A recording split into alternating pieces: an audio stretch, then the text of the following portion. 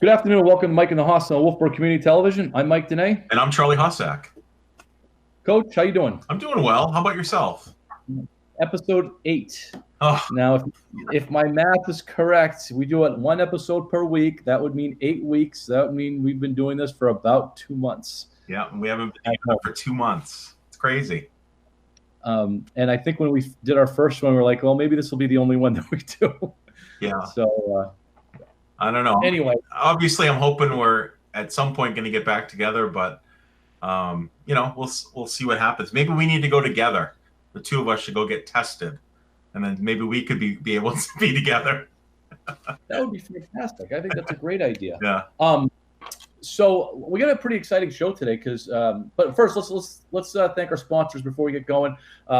Morrissey's Porch and Pub, Skelly's Market, and Downtown Grill and Cafe. Yeah, thank you. And I think I'm allowed to do this. I had a couple takeout meals at Morrissey's last week, and I'm probably not supposed to say that, so I'm not going to talk about it anymore. It's okay. It was Teacher Appreciation Week, so it was Teacher Appreciation Week, and Morrissey's really nice special and prime rib. The nice thing that you can say though, I know that we can say, is that starting next week, right, in the state of New Hampshire, the governor is permitting restaurants to have outdoor seating. So people will have an opportunity for people that enjoy going out to dinner, which I do. They'll have an opportunity if they feel like it's safe enough for them to venture out and have a meal at a local restaurant and sit outside. So hopefully we'll get some nice weather. Well, I hope so. I actually golfed yesterday for the first time. Good. And it was torrential downpours for pretty much the whole time, but we didn't want to get off the course. So my clubs are drying in the driveway right now. I have a question. Can I ask a question about the golf? Of course you can. So I noticed, I looked at the rules, and it said you can't touch the pin, the flag, right? Is the flag in it, or so? I mean, it has to be there. So the flag, good. So different courses are doing different things. One thing you've probably heard about is the raised cup, where the cup sits above the level of the ground, and so the ball hits the cup, but it doesn't go in. Okay. I was dead set against that because it kind of really changes the game. Kingswood, the other way they could do it is a pool noodle. They take a pool noodle and cut it to size and put it at the bottom of the pin, and so the hole is about maybe an inch deep because the pool noodle's there. Yeah. And so your ball doesn't go all the way into the hole. You can grab it so you don't have to reach in. That's what they're trying to avoid, is reaching into the hole with all the other golfers that are on there. Okay. It was good. We pretty strict about the rules. Absolutely no fivesomes, which they should be anyway.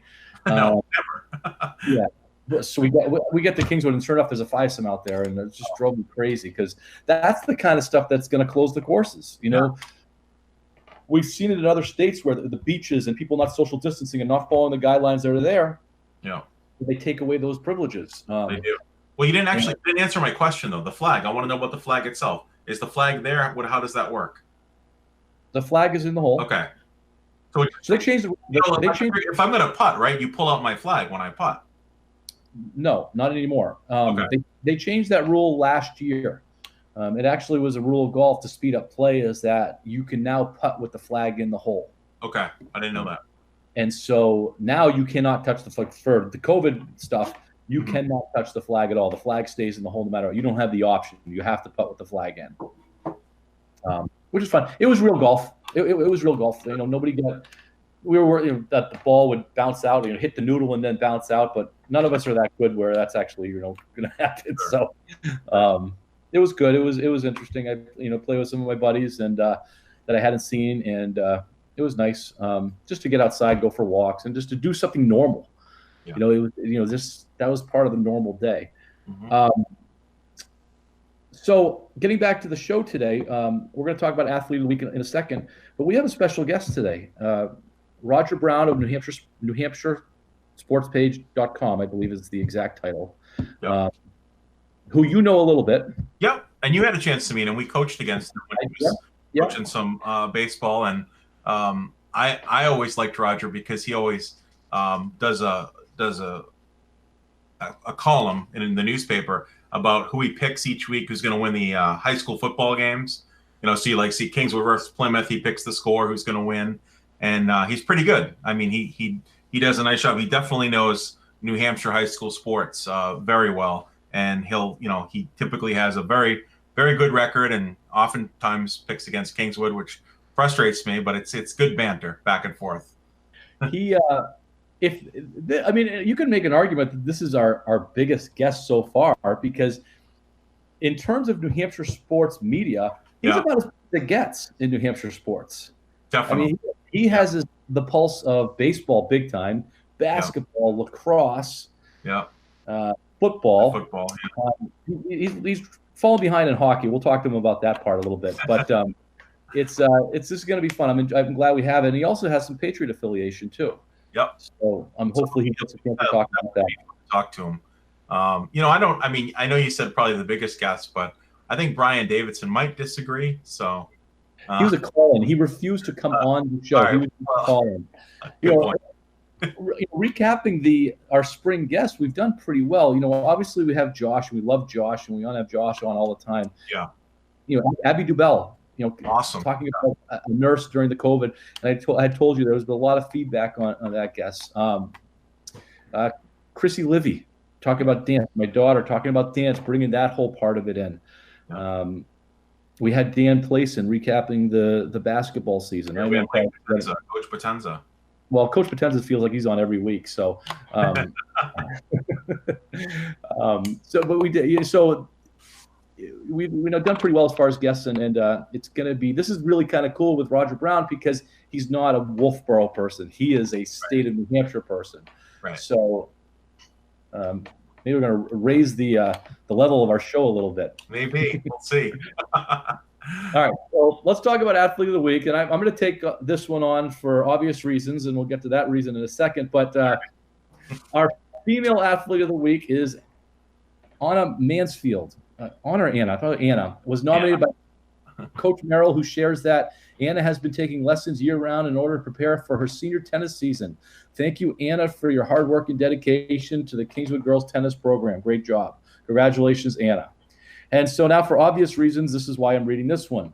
Our male Athlete of the Week is Jonathan Hossack. Nominated by Coach Skelly, who shares that Jonathan came to all the winter baseball workouts and thrives on competition. Coach Skelly also shared that there are some Sundays this past winter when Jonathan would start with soccer, have basketball practice, and then end up with baseball workouts. All of this for his first year at KRHS. Keep it going, Jonathan. Well, congratulations, Jonathan, and congratulations to Jonathan's dad and mom and sister and dogs and everything that goes with it. So well done. It's definitely a family effort to make sure that your boy, who's not driving yet, gets to his soccer, his basketball, and his baseball workouts. Right. Well, thank you. Yeah, that was nice to see, and congratulations to both athletes of the week. So that's great, and it's fun that we're still, as a school, they're still doing athlete of the week and kind of keeping that going. And I know that we've got some stuff coming up. I mean, we're going to have some awards ceremonies, senior athlete awards. So let's talk about that a little bit. We were invited to be part of that show, and we're going to be doing some commentary. I guess is the best way to say it. And I'm really kind of excited for Mike and Haas to be taking on that role, supporting the Kingswood athletes, especially during this disappointing time where those spring athletes did not get a chance to do what they've been practicing to do, especially with seniors. And so that's going to be kind of cool. Providing commentary, providing a little color to the whole thing, and pretty neat. I'm looking forward to that. And that is going to be a Wolfeboro Community Television production, I believe. Yeah, so it's going to be awesome. The other thing is good news today for seniors. I saw a lot of Facebook posts and videos, but the seniors were delivered their caps and our cap and gowns this afternoon, so it was great to see that. And they had some nice signs made out with their pictures that a salute to seniors. And they're going to be having their graduation this year. Up at Castle in the Clouds, which is very exciting. So there's some good stuff. I mean, I know that it's people are disappointed that we can't do the traditional things, but I think the district has done a nice job in saying, hey, let's celebrate these kids. They deserve it. And what can we do? And I think they're doing a great job. Agreed. So congratulations, seniors. Roger's coming on with us in about 5 minutes. So, I mean, we might have to push some of this stuff after. Yeah. But MLB has kind of begun to set a date of July 4th with no fans as opening day, an 82-game season. But have you heard some of the backstory, what's going on with MLB on one of the big holdups? No, what are they saying with the big holdup? So in the other sports, NHL, NBA, and I believe also the NFL, it's revenue sharing as far as their salaries are based on revenue sharing, 47%, and so on. So obviously revenues are going to come down during this whenever you play, because they're not going to put seats in the stands. They're not playing as many games. It's, you come up with all the reasons. Baseball doesn't have revenue sharing. Baseball salaries are baseball salaries, and the union, and I'm not dissing the union because we're union people too. It's at school and so on, but is digging in, and they're saying they're not taking salary cuts. They're not taking cuts. This is what the owners is just the contracts that they signed, and that's the holdup, because the owners saying we can't pay you $35 million when our revenue is 25% of what it was, if in a normal season. And I'm with the owners on this one. I mean, everybody's got to be making sacrifices, especially at that level when you're bringing in fans, and your job obviously has changed. Right. So if you're playing half the amount of games, it's hard to say that you shouldn't be getting half the salary, or even less than that when there's not there's no revenue fans sharing there, and you don't have fans and concessions. I'm a little nervous for baseball in that respect, that I see some problems coming, some work stoppages, some strikes, and so on coming out of this, and they're going to need to do some revenue sharing. We're getting into a whole different time with COVID, and I mean, we both know we want this to end soon, but there's there's that stuff out there. This isn't going away anytime soon, and we all have to kind of make some sort of concessions. Right. And it's disappointing too, because baseball, as you know, it kind of had that dip where nobody was watching baseball anymore. Baseball was, people said a dying sport. It clearly is America's pastime, but people were not interested in, like, the demographic was like old people, like we were the young end, and it was everyone older than us, Mike. And this could potentially destroy baseball, because it started to make a comeback. Younger kids were watching it again. It was exciting. We talked about Mike Trout, a lot of really exciting players, even Mookie Betts. And if they're gonna not play baseball, not have a season based not because of the COVID crisis, but based on the fact that they want to get paid, this could destroy Major League Baseball. And I mean, you can make the argument that in a lot of sectors, baseball was kind of hanging by a thread as it was, especially at the youth level. And we had seen some comeback. The AU EBL stuff is pretty popular. Yeah.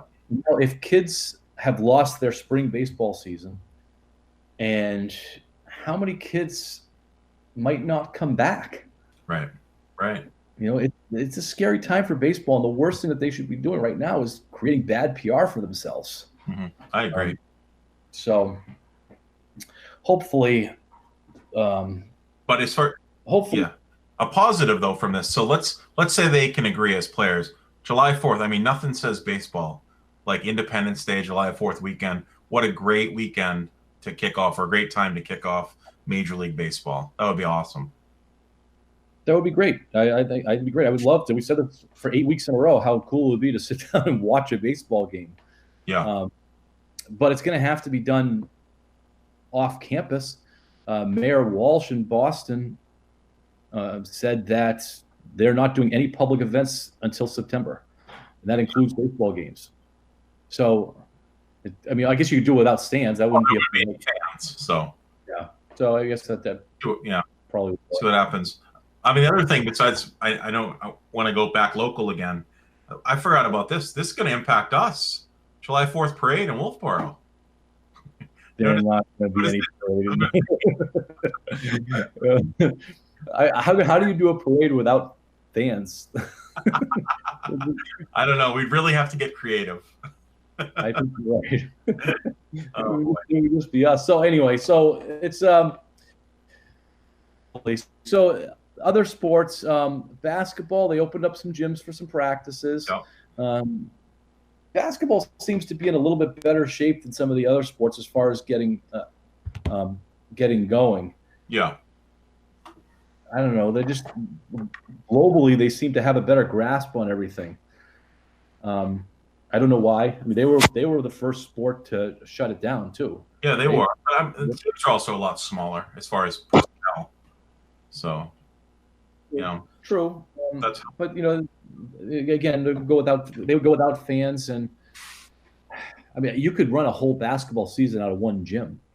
You could. I know. I mean, you really could. Yeah. Or if you could run it out of one gym. You just games all day long, videotape them, show them later on. Yeah. Which would be kind of cool, actually. Yeah. I have all players together. Oh, that'd be great. that would be good. So I see nothing on Roger yet. So I've got my phone up here, so he hasn't texted me. So I'm feeling like he's going to get in there. So all right. The NFL. She has talked about the NFL and what would happen, the likelihood of an NFL season, and he seemed to be more than lukewarm. He was, but spent a lot of time talking about what if somebody gets sick, what would be the protocol if somebody is test positive, right, and how that would work. And he went into some scenarios. Well, if one person tests positive, they got to go away for 2 weeks. If 2 people test positive, they got to go away for 2 weeks. If 5 or 6 people test positive, that whole team has to go. They have to go away. And so now you're postponing games and forfeiting games. It would be a really crazy scenario if that were to happen. But geez, God, it'd be scary not having the football season. I know. I can't imagine. It's just because, with training camps and everything coming up, it'll be interesting to see. And I think the part that I worry about is these decisions have to be made ahead of time. So you can't say, okay, what's going to happen in a month or two? The decisions have to be made now. So that's frustrating because, in 2 months, maybe it's better. And then all of a sudden decisions have already been made and it's hard to go back on those decisions. So it would be pretty sad with all the hype with Brady switching teams and all that other stuff. Yeah. If there was no season. We didn't have a season, and then you've got they'll be another year older. Brady, I'm not really worried about Gronk, but Brady will be another year older. How's everybody doing? Pretty good. We're hanging in there. Doing well. Well, as can be expected, right? I know. It's been tough, but we've been trying to do this remotely every week, and we create topics. We think you're going to run out of something, and we try to come up with at least something to entertain people, if not ourselves. But we're really excited. We've been talking for about 15 minutes primarily about you. How we're excited that we have Roger Brown. Yeah, wonderful. finally on our show. Got a couple questions for you though, and then we'll kind of let you go here. We'd love to know. I mean, obviously, I know you a bit. Mike knows you a bit, but just for the people that are watching us, who is Roger Brown? What do you do? And tell us how amazing you are. Well, it should all be self-explanatory, I think. But I've been a sports writer in the state since '92. Mm-hmm. Bunch of different papers. Currently at the New Hampshire Union Leader. Worked for ESPN for a while. And I got a couple of, websites, as you know, one that covers football in the state and another one that I'm trying to get going that covers baseball in the state. Yep. So, New Hampshire Football Report and New Hampshire Hardball. So keep busy with all those things. That's good. Are you still doing Patriot stuff? No, I worked for the Patriots for 5 years, and last year was my first year away from them last season. So you can see they started to decline once I left. Clearly. That was it. Roger, what did you do for the Patriots? I worked for their magazine and website. The magazine was Patriots Football Weekly. Came out every week during the season, and then I think monthly in the off season, sometimes twice a month. Did that for 5 years. It was a lot of fun. Mostly work from home during the week, and then a long day on game day. So that's Patriots Weekly is Andy Hart and those guys are down there? Correct. Yep. Yeah. Andy, Paul Perillo, Fred Kirsch, those guys. Yep. Nice. So this is about our 75th episode, Roger. We're actually going quite a while doing this thing weekly. And we talk about, well, a lot of Kingswood sports, New Hampshire sports, and then some national stuff. We've been spending a lot of time with Charlie and I are both baseball guys, obviously, as are you. Legion just got shut down this summer. Yep. What is I follow you on Twitter too, as does Charlie. Where's your thoughts on summer baseball besides Legion? Do you think anything's going to happen? I do. How's that for being positive? Yeah, great. The reason I say that is, excuse me, I just saw a text from the governor's task force, DJ Betancourt, who's leading that task force. And it was actually a story in the Union Leader, but it was a tweet about the story that said, even though, specifically towards Legion, he said, even though Legion has canceled its season, those teams can still operate, purchase insurance. They just wouldn't be playing under the Legion flagship. They could still be an independent group if they wanted to get together and play. And he said there's still a chance that not only could they play, but they could form some sort of state tournament, under whatever guidelines they're coming up with. So I thought that was encouraging. I do know because the Legion made a proposal directly to the recreation. I think they're supposed to have their information into the governor by the end of the week, so it shouldn't be too much longer before we know if we can play or we can't play. What restrictions might be on the players, fans, umpires, whatnot. So, but I just can't see keeping the kids inside for the rest of the summer. I don't think that's healthy. I think they'll find a safe way to get them outdoors eventually. Do you have any idea the types of guidelines that they are looking at, the state's looking at for? We were talking about golf earlier, and I had played yesterday just under the new guidelines for the state. Any ideas what's happening with baseball? Because I had seen that umpires are a major concern as far as baseball getting together, or at least the umpires have concerns about getting together and starting up. Yeah, I know one of the issues. They a lot of little things like hand sanitizer and whatnot, and they made it clear to the task force that we're not talking about games that attract thousands or even hundreds of people typically outside of the state tournament. You're talking about 50 people maybe roughly. So the crowds, they want to keep those down. The masks were the biggest thing. And the social distancing in the dugout, those were the major concerns. Like they didn't know how to social distance when the kids were at bat, number one. So I don't know if they'll make them spread out or what they'll do there. And then, the Legion people said that whoever would wear masks if necessary, umpires or whatnot. But I think the more people thought about that, they realized that wasn't such a wise thing to do. You can't have, I guess you shouldn't have maybe kids out there exercising in heat, with masks on, number one. And certainly an umpire who's got a lot of gear on, he's out there the full time, not even, twice as much as a catcher, let's say. And it's, the humidity is going to be up. I think you're asking for trouble if you make people wear masks outdoors and while exercising. So those were some of the original proposals, like social distancing, keep the fans apart, those who do attend, hand sanitizer, gum, seeds, things like that. They wanted to limit those. It was quite a lengthy list of things, but they wanted to touch on everything to increase the chances of them letting them play, and then we'll see what they come back with. I know the umpires balked at the mask suggestion, and I don't really blame them. If it's 95 and humid as heck out there, You got an older gentleman behind the plate, let's say, that could be a dangerous situation, I assume. Right. Roger, one of the things that we're running up against, and the whole state is field access.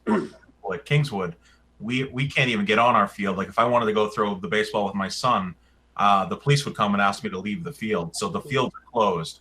Have you heard anything about fields being opened or when they're going to be opened? I have not, and that's not for lack of trying. I've even asked athletic directors, and they're not even sure who makes the call on that. Mm-hmm. If it's the superintendent or whoever runs the town. My hope is if the governor does allow us to play recreational sports, that the towns would open up the fields, right? Because they closed them on the governor's recommendation. So I'm hoping they would do the same if the play. Right. The group that I was going to be dealing with this summer is mostly freshmen, and we were going to enter them in the junior legion level, explored some other options, and I've made a couple of calls to secure fields, but there's really no answer right now. I'm looking at a private field perhaps, because I think they might have a greater chance of opening on field that we usually play on, but I don't have any answers with regard to that. I got an email from Nashua Parks and Recreation. They're closed through the end of June. So they had to cancel their whole Babe Ruth and, Cal Ripken programs. But, mm-hmm. I don't know if the governor comes out and says, yeah, it's okay to play starting June 1st, if they would walk that back and open their fields or not. I would think there would be pressure for them to do so, but who knows? We'll see. Right. Well, we're up against that too. Mike and I are part of Cal Ripken here in town, and we haven't made any decisions as far as a board. Well, we've kind of just kept pushing it off, and we sent a survey to parents saying, hey, would you be willing to play this summer? And the majority of parents said, yes. So even if we have to have a Cal season through the summer, we'll do that. And we probably wouldn't have a tournament or anything like that, but at least let the kids play baseball. Yeah, we were supposed to host the 15-year-old Babe Ruth State tournament this year, and they haven't told us that we're not having a tournament, although it may be unlikely. Mm-hmm. And our local league is still trying to salvage whatever part of a season it can as well. But it's weird because down here the indoor facility that our kids work out at has opened. So I put it out on Twitter a little while ago. We can have our whole team go work out indoors, but they can't step outside on the field. Same number of kids. They're not allowed to do it outdoors, only indoors. So I'm not saying one's right, one's wrong. I just don't know if anybody knows what to do, really. Right. We have a group in EBL, and we've run that team for probably 4 or 5 years now. And one of the concessions, they're still hoping to June 1st, but we all know that's probably not going to happen.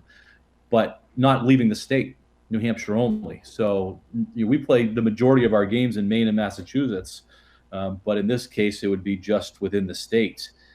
And I think it's great. I think anything that we can do to get on the field or on any field, but they keep narrowing it down. As far as I neglected to mention that, Mike, when we put those proposals forward, the only thing that the task force told us was don't have anybody from out of state. Yeah. Don't plan on going out of state. That was the one thing they said right up front. Don't even bother to try on that forefront. But I believe the Kennett baseball coach is on that task force, so you guys should give him a holler, and he could probably give you more insight than I can. Maybe you can sway him. Well, he's trying to start a summer league up there, and he's invited Kingswood to be part of it. It's just like a high school type prep league. But there's so much unknown. There was also one down your way in Sauhegan that was trying to get started too. Yeah. I forget. That one is going to be, if they're allowed to play, I think that independent league out of Sauhegan area is going to be really successful. typically that from what I understanding is that really replaced Senior Babe Ruth a few years ago, that level of player and whatnot. But they've had, I talked to Tom Walker, the Sauhegan coach, last night. He said he's had 20 high school programs express interest, and they're thinking about having 2 divisions so that, for example, a team like mine, which is mostly freshmen, that would be overmatched playing against most of those teams, but they might have like a freshman sophomore division where if you're a good sophomore, you can play up with the older kids, but you can't have the older kids playing down. And personally, if they can arrange something like that and it's allowed, I think it'll be a huge success, because there's just a ton of teams at that age bracket that are going to be looking for a place to play, a league to play and a fields to play on as well. So we'll see how it goes. Yeah. Now looking ahead a little bit, Roger, looking ahead to the future with your contacts, have you heard anything about fall sports? Any impact, or has anybody been talking about that? No, just a bunch of coaches worried, that there's going to be no fall sports. Yeah. I think a good sign will be the football all-star games, the Chad game and the Shrine game, which are both scheduled for August 1st. Yep. If those are played, I think that's a good sign that a normal fall athletically, if those get canceled, we could be in some trouble, I would assume, because high school sports open up shortly after that. Right. So I talked to the Londonderry football coach this morning, and he's coaching the Chad game, and he's kind of using that as a barometer. If that game goes off, I think we'll be okay. If not, we're in trouble. So, what did he say? When do those kids start getting together to practice? Well, they practice the weekend. They usually start practice the weekend before the game, so they have 7 days leading up to the game. Yeah. Couple practices a day. The problem this year that they might run into, my understanding is a lot of high schools are tentatively scheduling anyways, like graduations, any type of prom activity they that might have for the last 2 weekends in July. Mm-hmm. So like he's got 7 Londonderry kids on his Chad team, and they have 3, I think graduation practice, prom, and graduation itself are the 3 days leading up to the game. So his kids will be unavailable all 3 days. That's just one school. So we could be talking about, a lot of kids that don't make practice. It could be a sloppy game or what have you. But, I'm sure they'll play if they can. Sure. No. So, Roger, you obviously don't just cover baseball. You cover football, and I saw you do a little bit of lacrosse also. Very little lacrosse. I'm not your lacrosse guy, to be honest with you. Oh, you wrote an article about a Pinkerton kid. I think was that this morning, or was that somebody else who wrote it? I wrote an article about a Pinkerton football player yesterday, but he's not a lacrosse player, so maybe somebody else. All right. I thought it was on your site, so maybe. Does anybody else write for your site? No. All right, then I don't know what I'm talking about then. You know what? You're talking about Joe Marshallina, NHHighSchoolSports.com. He does a ton of lacrosse. Good guy. Okay. He's it was all right. Yeah, so he does a lacrosse podcast as well. I hope he gives me money for plugging him now, but yeah, he's the lacrosse guy. If you want a lacrosse question, go to him, not me. And I was going to give you a hard time about not really covering much hockey. Yeah, hockey's not my thing. I love to cover it, and I always cover the championship games. That's one thing they have me do. And the last event I covered this year before all this happened was a hockey playoff game in Concord. And I did UNH hockey when they were good for about 12 years. But, yeah, it's very sporadic for me now. Not by choice. I'll cover hockey anytime they want to give me that assignment. No problem. That's awesome. Well, that's awesome. Roger, before we let you go, little insight. What's your feeling about Tom Brady and his departure to Tampa? I'm glad it's a done deal because, frankly, I was sick of hearing about it. I mean, it was the only thing they would talk about over and over and over. Yeah, I think it makes it interesting. You know, I'm glad. I'm glad he's gone in some respects. I mean, I got nothing against him. I like him, but it was time to move on. To me, the Patriots are going to be more interesting starting over like this. You know, they'll look different, and they're going to have to find ways to win that they haven't done in the past, and it makes Tampa Bay a little interesting. I'm sure you guys will turn on the game and watch Tampa Bay if they're playing now, whereas before maybe not, unless you had your DraftKings app working and had a few shekels on it maybe. But yeah, I mean, I think it was just time. You know, they're probably sick of seeing each other to a certain degree, the staff and Tom and vice versa. So, you know, fresh start's always good sometimes, you know. Did you catch that there's not like one conflict with the New England game and a Tampa game? There, and in the NFL said it was a coincidence. Sure, yeah, I was just gonna say what a coincidence that is, right? Yeah, they're no dummies, you know. That was pretty interesting. Charlie, we're gonna actually Roger. Well, we're gonna invite you. Well, actually, one other thing before we're gonna invite you to play. It's a game, but it's really not a game, Roger. It's basketball related, and it's picking who you would start, who you would bench, and who you would cut. So we did this for baseball the past 2 weeks, and it was pretty successful. So we've moved it into the NBA. This is Charlie. I'm not much of an NBA guy, but go ahead. I'm a college basketball guy, but go ahead. I'll play. All right. Well, I mean, this is stuff that you'll get. It's not it's not that big a deal. All right. So I'll set it up. So are we talking past or present players?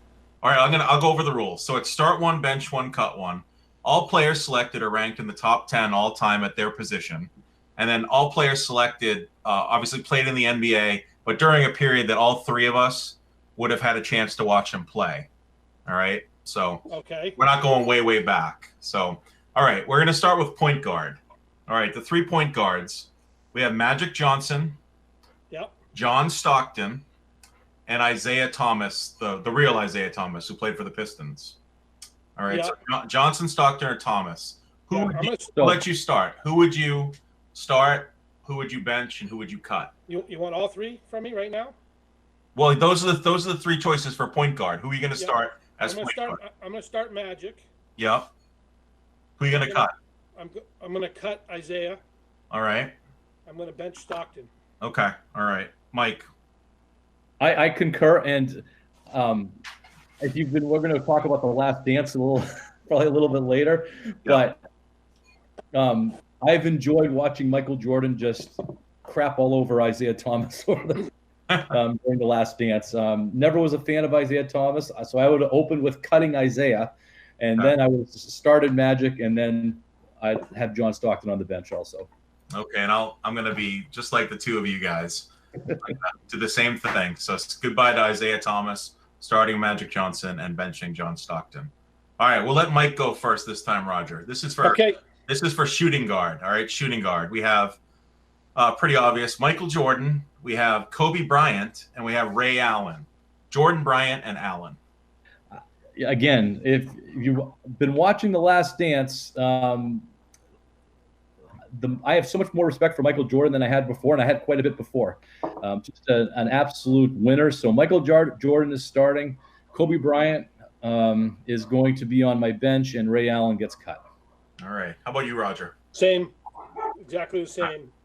Yeah. Starting Michael, benching Kobe, cutting Ray Allen. Okay. And I'm going to go with the same.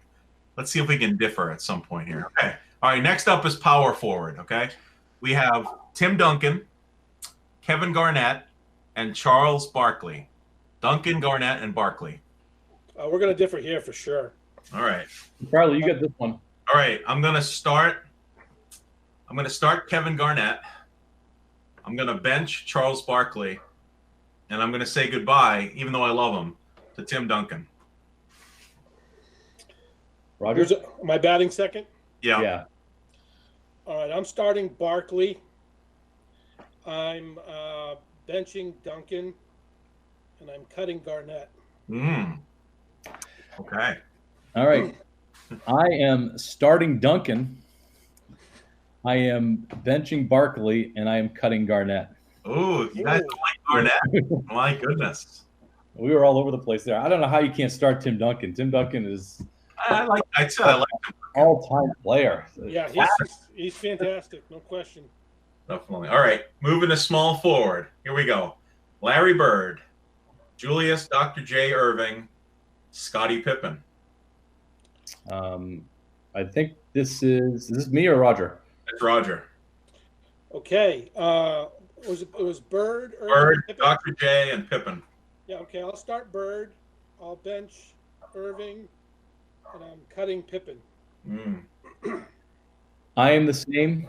Yeah. Because you got two alphas there, and you do not. Scottie Pippen is not an alpha.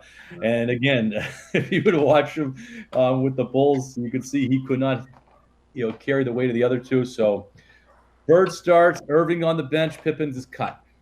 Yeah, I'm gonna go Bird, Irving, and Pippen because Pippen's a great role player though. When he's, as you said, watching the dance, surrounding himself with all that greatness. Scottie Pippen is great, but doesn't make the cut this time. All right, and then last position, we're going to go with center. We have Kareem Abdul-Jabbar, Shaquille O'Neal, and Hakeem Olajuwon. So Abdul-Jabbar, O'Neal, and Olajuwon. Boy, that's a tough one. All right, I got this. I'm going to go Olajuwon starts. Kareem's on the bench and O'Neal's cut. I love Shaquille. I just, but the other guys are better.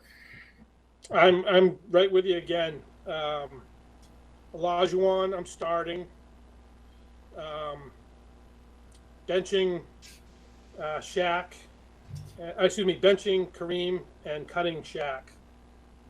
Free throws, and he just couldn't win when he was in Orlando when he should have. I just thought they should have been better back then. So yeah, so true. I'm going to start Kareem. I'll bench Olajuwon and cut Shaq.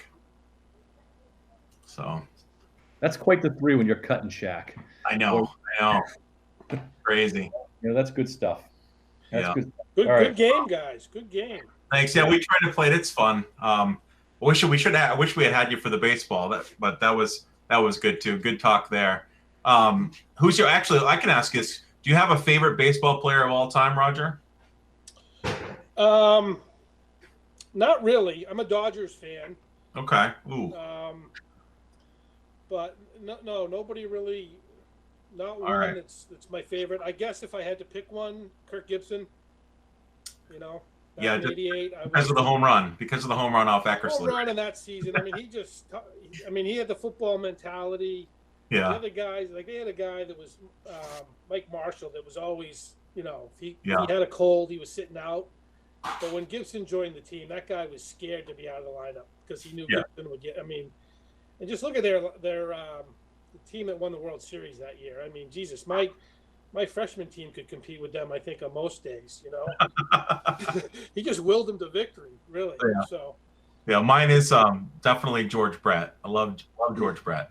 Oh yeah, but I have the bobblehead Fernando Venezuela. So bobblehead.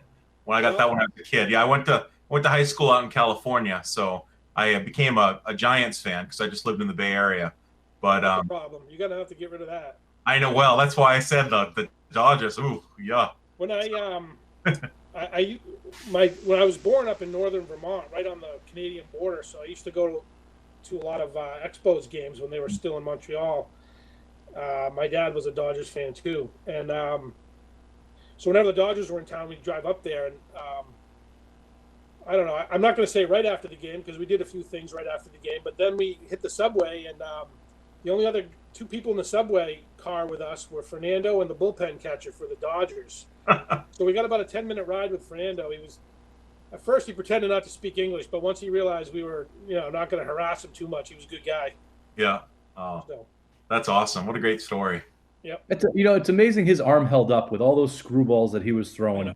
It really is, yeah. And we're all coaching now. We know the health of the arm and everything like that.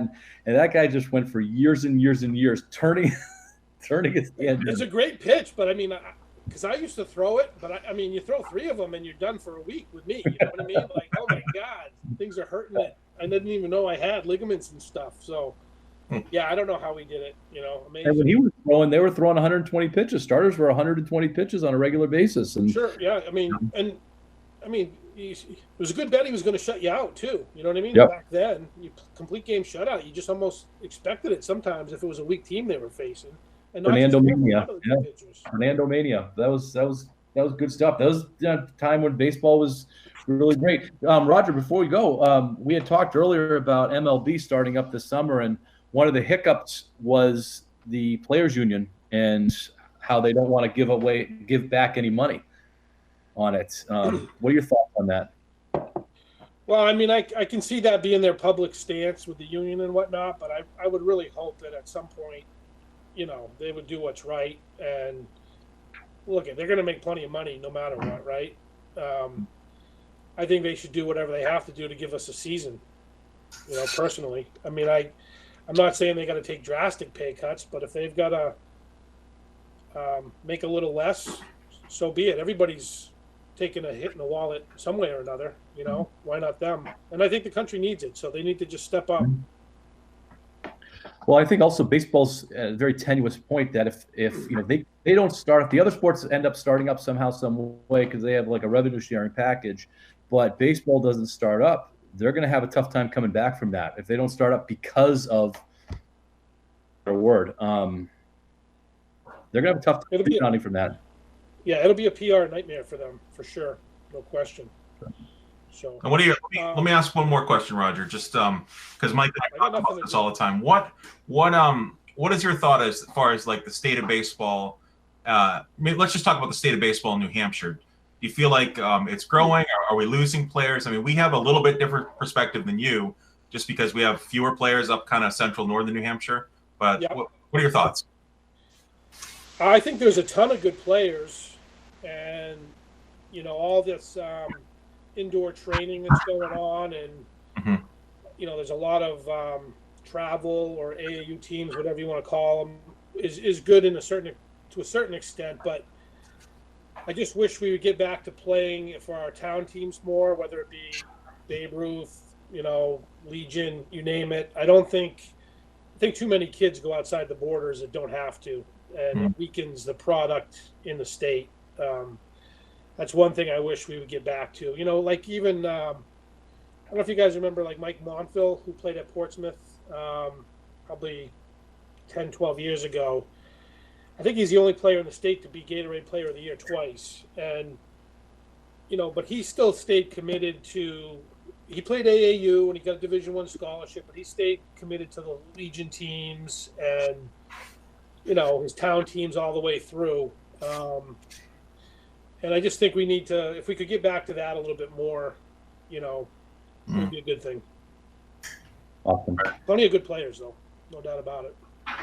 Definitely. Roger, we got to let you go. We kept you for a little extra time, and thank you for sticking around, and thank you for joining us.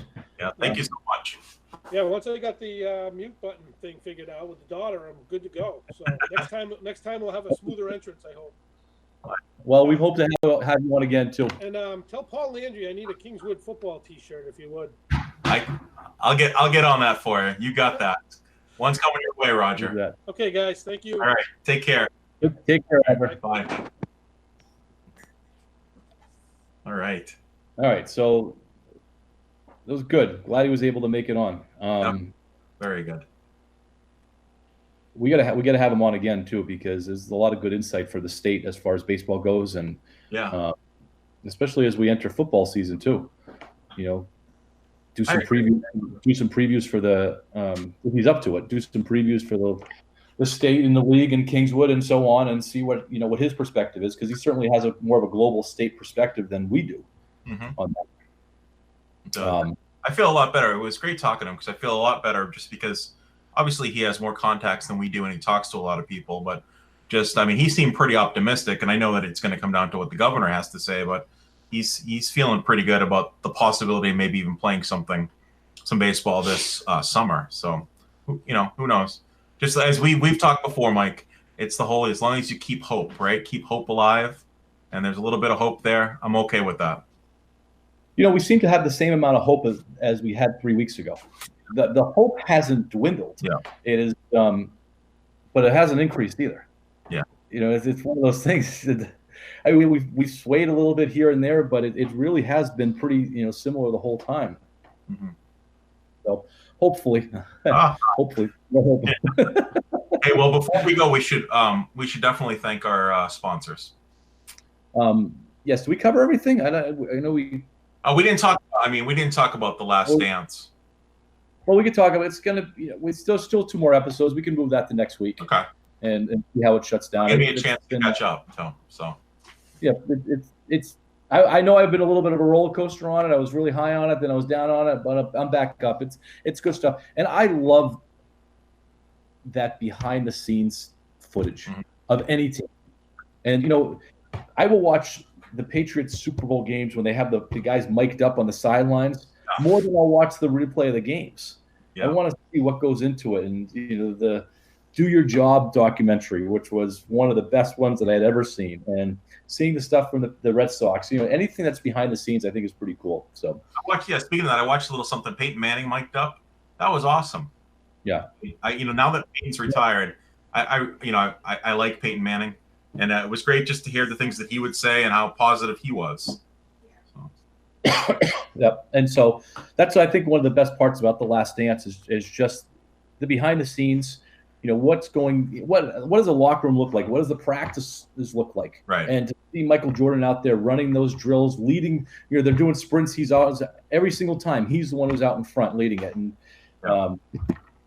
he had a couple lines, and I'll leave it with this, that questions was, people didn't really seem to like you on your team and so on. And he gets teary, but he says, sometimes that's the price of leadership.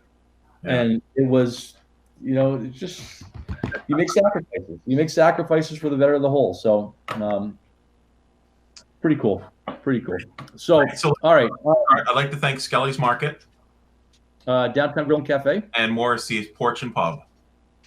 And one more time, I want to congratulate our athletes of the week, Anna Mansfield and Jonathan Hossack. Nice. And thanks, Timothy Goodwin, our producer, and Jake back at the studio for getting all this stuff produced and just allowing us to do this Wolfeboro Community TV. So as usual, Michael, I had a great time. Yes, and I'm going to put it out there for our folks that watch us on Twitter. If you have any ideas for guests for us or any suggestions for guests for us, we will reach out. And that's how we were able to get Roger on. We just happened to talk about him. We reached out, and he was happy to come on. And Rogers, God, I didn't mean to talk over you, but New Hampshire Football Report and New Hampshire Hardball. And follow Roger on Twitter. He's got lots of insight, and he does lots of information with players and athletes, and it's great. He does great stuff. Very dedicated to the New Hampshire sports scene, which was really nice to see. Okay, that's going to do it for us. We will see you next week. For Mike and the Haas, go Knights. Go Knights.